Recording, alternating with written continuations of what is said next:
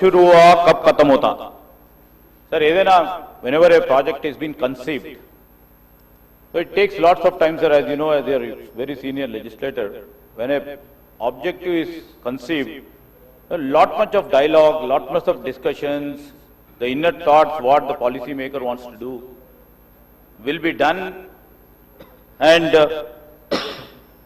this scope of work of preparing a DPR आपको भी मालूम है DPR बिना बता के बिना करके भी बहुत सारे प्रोजेक्ट्स लिए आपको भी पता है अभी हम साइंटिफिक वे में very rationally we would like to take any development project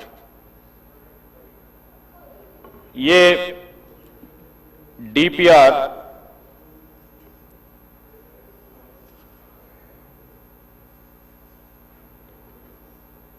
Sir, we have divided zones. First, zone 1, zone 2, zone 3, zone 4, zone 5. Zone 1, what is this 21 kilometers ka hai. All these days, lots of exercise has been done. Now, the DPR is on the process and DPR will be completed in next 4 weeks.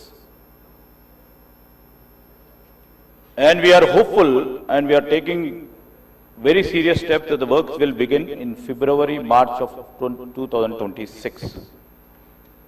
And we have a plan, but at any cost, the zone 1 should be completed by 2 years.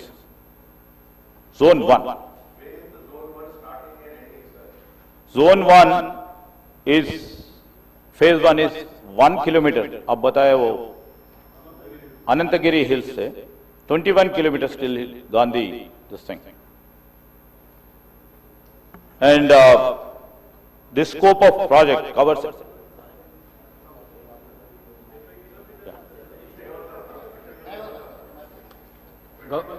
గౌరవ ముఖ్యమంత్రి గారు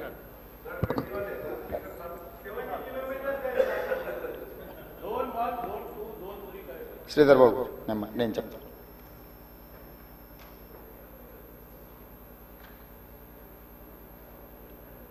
చాలామంది సభ్యులు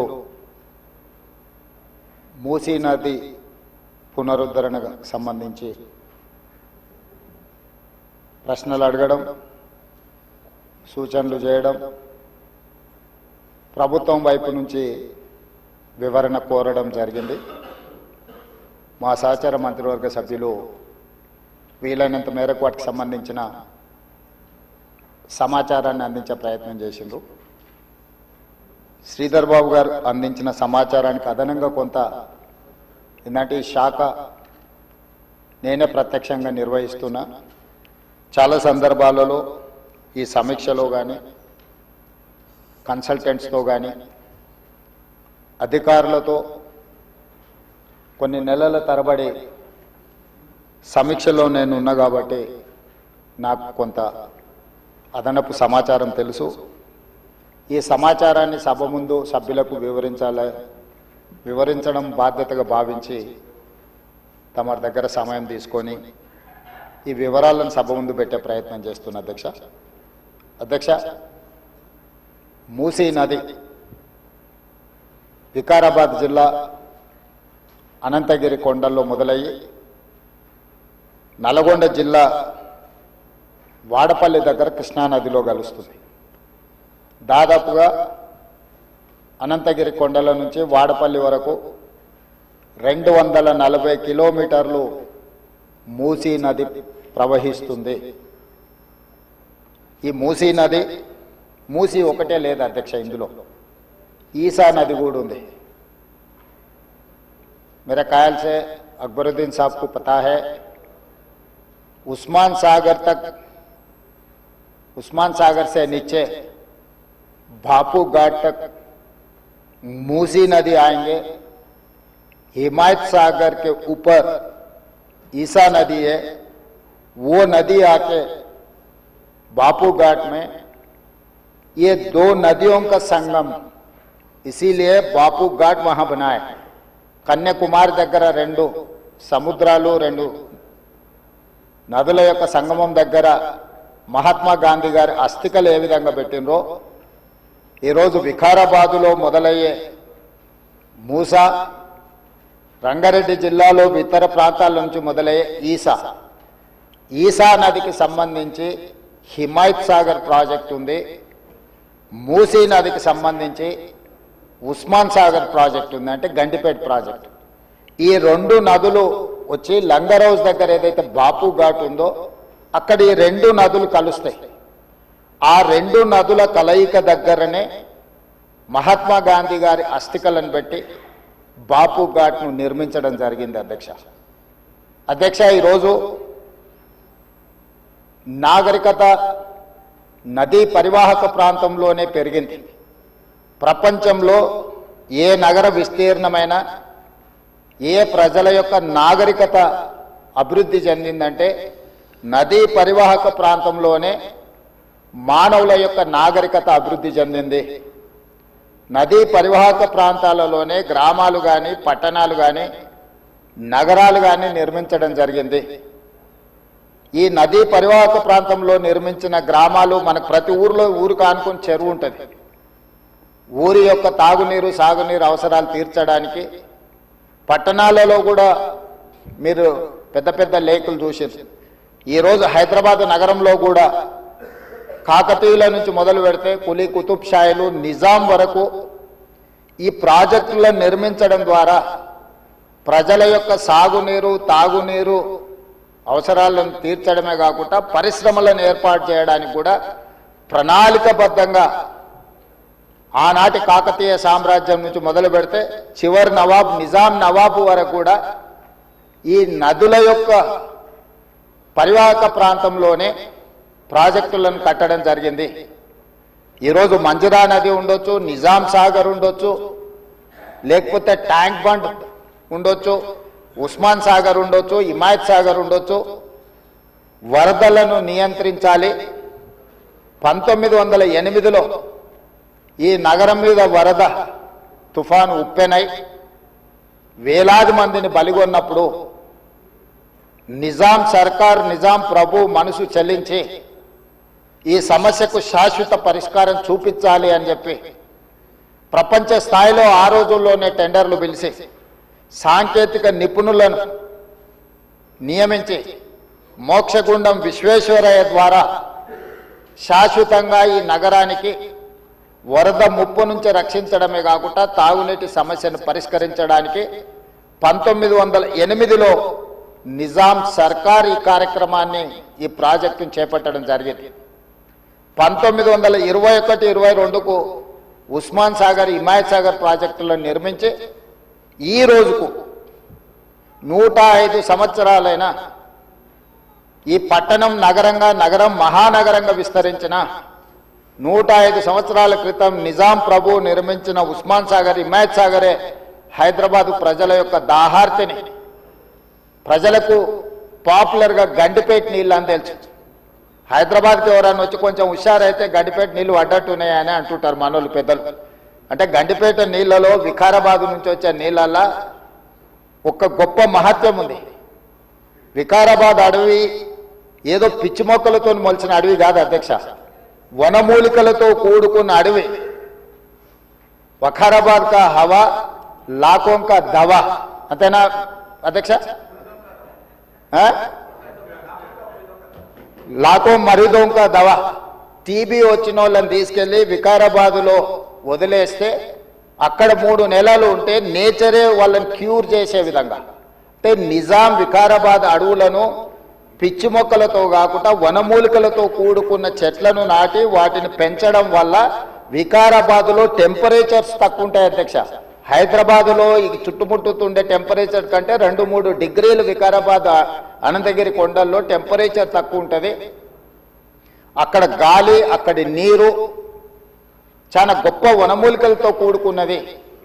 ఆ నీళ్ళే గండిపేటకు వచ్చి ఆ గండిపేట నీళ్ళే హైదరాబాద్ నగరానికి ప్రజలకు తాగడానికి ఇవ్వడం ద్వారా మన ఆరోగ్యాన్ని కాపాడడం కాకుండా మనకు తెలివితేటలను కూడా మెరుగుపరచుకోవడానికి నిజాం సర్కార్ ఇవన్నీ ఏర్పాటు చేసింది అధ్యక్ష.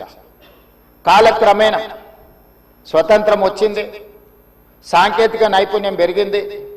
సాంకేతిక నైపుణ్యంతో నగరాలు అభివృద్ధి చెంది జలవనరులను కాపాడుకోవాల్సిన మనము ఆ దిశగా ప్రయాణం చేయలే అధ్యక్ష. శాశ్వత సమస్యల్ని పరిష్కరించి మన ఆరోగ్యాన్ని కాపాడే జలవనరులను కలుషితం చేయడమే కాకుండా కబ్జాలు పెట్టి ఫామ్ హౌజులు కట్టి ఫామ్ హౌజ్లో డ్రైనేజ్ లైన్లు తీసుకెళ్లి ఈ గండిపేట హిమాయత్ సాగర్ కలిపిండ్రు అధ్యక్ష.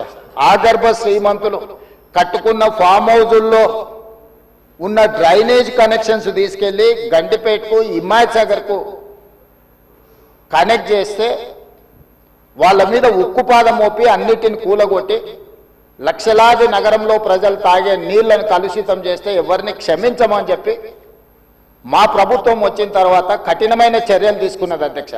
దాని మీద ఎన్నో విమర్శలు వచ్చినాయి.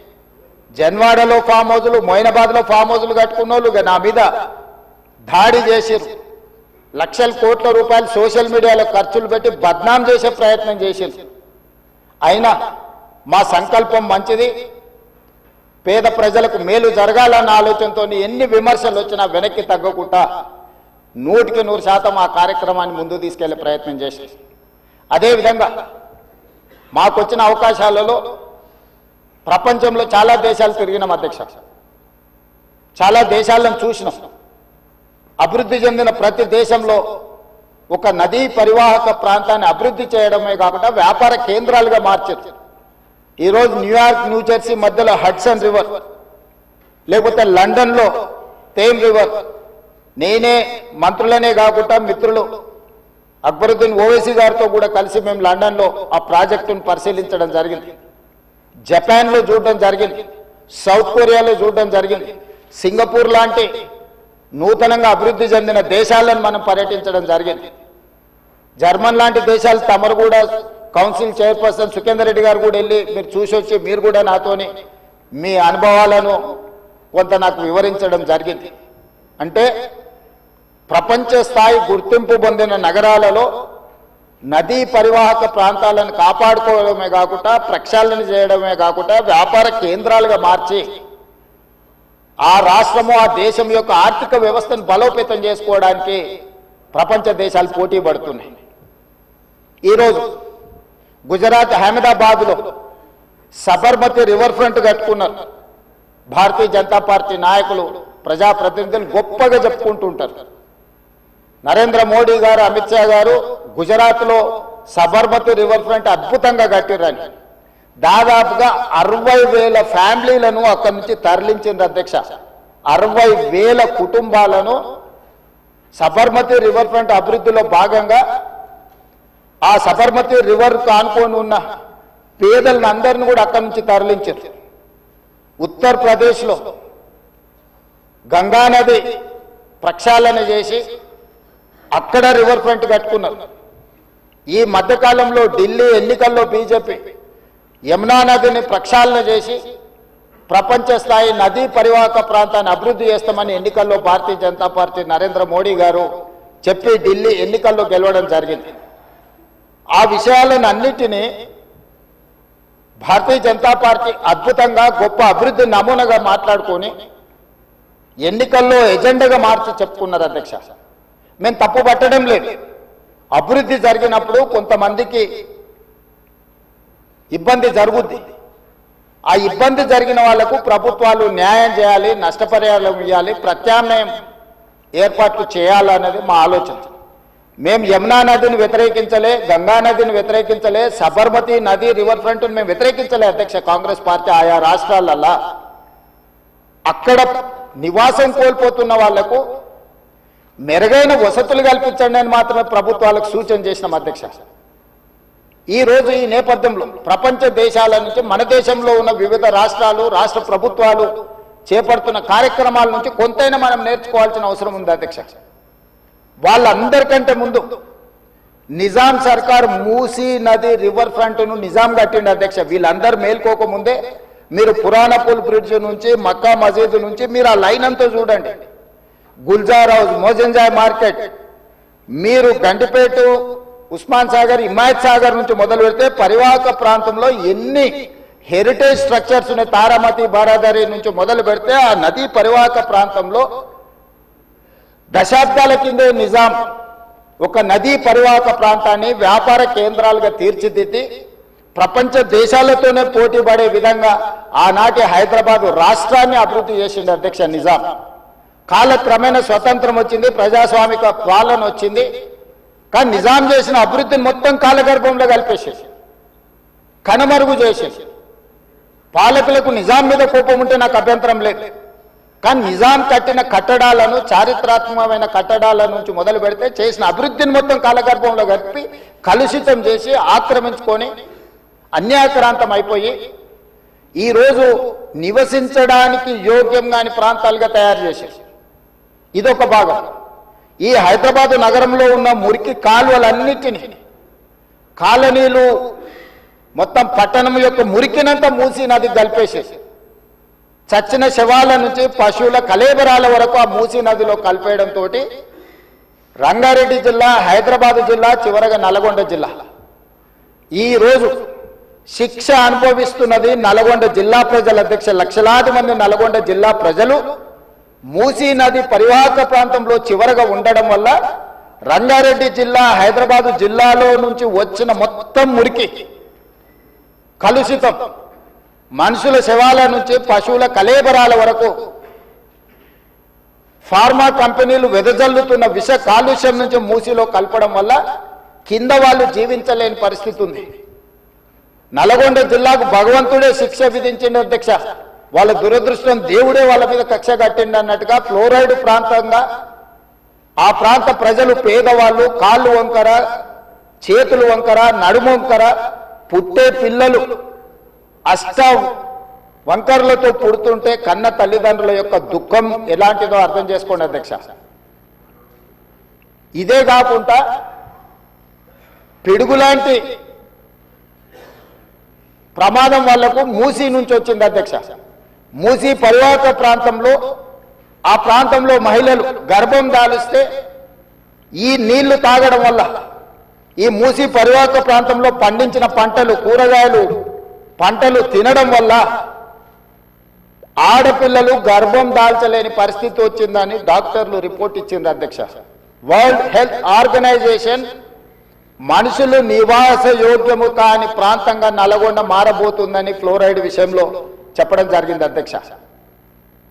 అదే కాకుండా ఈరోజు మూసీ కలుషితం వల్ల పరివాహక ప్రాంతంలో నేను భువనగిరి, ఆలేరు ఆ ప్రాంతం నేను ప్రత్యక్షంగా పర్యటనకు పోయొచ్చిన అధ్యక్ష. నేనే స్వయంగా పాదయాత్ర చేసిన అధ్యక్ష. అక్కడ ఆడపిల్లలు వచ్చి, అయ్యా మా పిల్లలకు పెళ్లిళ్ళు అయితే మా పిల్లల్ని ఇక్కడ ఉంచుతలేము, మేము పట్టణమో ఎక్కడన్నా పోయి బతకమంటున్నాం, వీడు ఉంటే పిల్లలు పుట్టడం కష్టం, పుట్టే పిల్లలు కూడా అంగవైకల్యంతో పుట్టే పరిస్థితి వచ్చింది అని. నేను అడిగిన ఆడబిడ్డల్ని, ఎందుకమ్మా, ఏం తల్లి, ఏం కష్టం వచ్చిందని. ఒకప్పుడు మూసీలో నీళ్లు ముంచుకొని మేము తాగేటోళ్ళమయ్యా, ఈరోజు చూడు నువ్వే చూస్తున్నావు కదా, మూసీ పక్కన నిలబడలేని పరిస్థితి, దుర్భరమైన కంపు, కలుషితమైన నీళ్లు. ఈ నీళ్లు ఇక్కడనే కాదు, మా పంట పొలాలలో పారి మా పశువులు, మా మేకలు ఈ నీళ్లు తాగి చచ్చిపోవడమే కాకుండా మేము పండించే కూరగాయలు, పంటలు ఇవే తినడం వల్ల మేము జీవించలేని పరిస్థితి వచ్చింది. మీరు ఏమైనా చేయండి, మా నల్గొండకి ఏమి చేయకపోయినా పర్వాలేదు, ఈ మూసీ ప్రక్షాళన చేయండి, కలుషితం నుంచి మమ్మల్ని కాపాడండి అని చెప్పి వేలాది మంది ఆ రోజు అక్కడికి వచ్చి విజ్ఞప్తి చేసింది అధ్యక్ష. ఇన్ని పరిస్థితులను చూసి, ప్రపంచం అభివృద్ధి చెందుతున్న విధానాలను చూసిన తర్వాత మా ప్రభుత్వం స్పష్టమైన నిర్ణయం తీసుకున్నది అధ్యక్ష. ఎట్టి పరిస్థితుల మూసీ నది ప్రక్షాళన చెయ్యవలసిందే. సంవత్సరానికి 365 రోజులు మూసీ నదిలో నీళ్లు ప్రవహించాల్సిందే అని ప్రణాళికలు సిద్ధం చేయాలని చెప్పి అధికారులను పిలిస్తే, అధికారులు మన స్థాయిలోనే కాదు ప్రపంచ స్థాయిలో అనుభవం ఉన్న కన్సల్టెంట్స్ ఉంటే మనకి ఈజీ అవుద్ది. వాళ్ళు ఇచ్చే నివేదికలు, అంచనాలు, సూచనలు మనకు ఉపయోగపడతాయని చెప్పి గ్లోబల్ టెండర్ పిలిచిన అధ్యక్ష కన్సల్టెంట్ కోసం. అందులో జాయింట్ వెంచర్ కన్సార్షియం కింద మాన్హాట్ సింగపూర్ ప్రైవేట్ లిమిటెడ్, సింగపూర్కు సంబంధించిన సంస్థ, కుష్మన్ వేక్ఫీల్డ్ ప్రైవేట్ లిమిటెడ్, రియోస్ డిజైన్ స్టూడియో, ఒకరు